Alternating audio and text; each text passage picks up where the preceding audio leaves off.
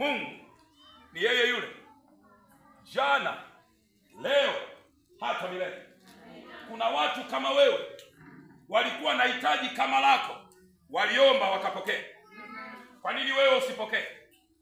Kuna watu walikuwa wagonjwa kama wewe, wakina Hezekia, wakageuza sura zao ukutani, wakamlilia Bwana. Bwana akasikia, akaponya ugonjwa, akaponya, na akasema, ishara hii ninakupa ya kwamba nimekuponya, siku ya 3 utaingia hekaluni kuniabudu. Sembusha ugonjwa wako, sembusha shida yako.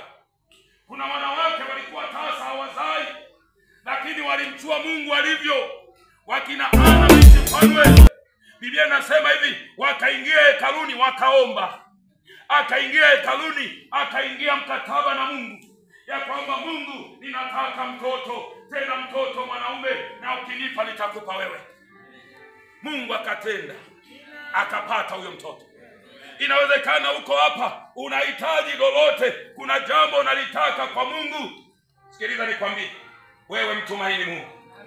Nasema wewe mtumaini Mungu. Nasema kaza imani yako, mtumaini.